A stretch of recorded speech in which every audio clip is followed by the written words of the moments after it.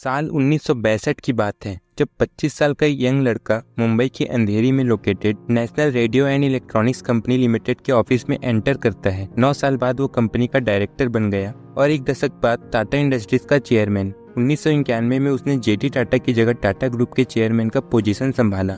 ये young man Ratan Tata थे जो कॉर्नेल यूनिवर्सिटी से आर्किटेक्चर में बैचलर डिग्री लेकर आए थे और बिल्कुल रेडी थे सीखने और काम करने के लिए।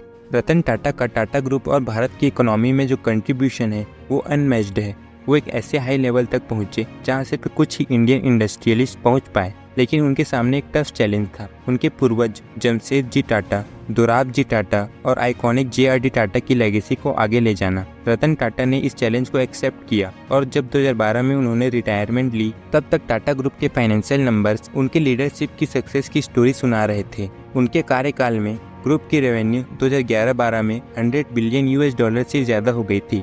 रतन टाटा ने इंडियन इकोनॉमी के लिबरलाइजेशन में अपॉर्चुनिटीज़ को आइडेंटिफाई किया और 1991 में टाटा ग्रुप का रिस्ट्रक्चरिंग स्टार्ट किया। उनके लीडरशिप में ग्रुप ने Tetley tea, Corus steel, Jaguar Land Rover जैसे high profile international brands acquire किए। वो टाटा नैनो कंपनी की स्मॉल कार प्रोजेक्ट के भी मास्टरमाइंड थे, जिसका एम था मिडिल क्लास को एक अफोर्डेबल कार देना। हालांकि उनका जर्नी इजी नहीं था और उन्हें हर स्टेप पे चैलेंजेस का सामना करना पड़ा। सबसे पहले उन्हें अपने अंकल जेटी टाटा की छोड़ी हुई लेगेसी को हैंडल करना पड़ा। रूसी मोदी टाटा स्टील पर, दरबारी सेठ टाटा केमिकल्स पर, अजीत केरकर इंडियन होटल्स पर और नानी पालखीवाला एसीसी पर कंट्रोल करते थे। ये सब अपनी अपनी कंपनीज को अपनी जागीर मानते थे और रतन टाटा को एक आउटसाइडर की तरह देखते थे। टाटा ग्रुप का चेयरमैन बनने के 6 साल बाद इन सब ने रिजाइन कर दिया।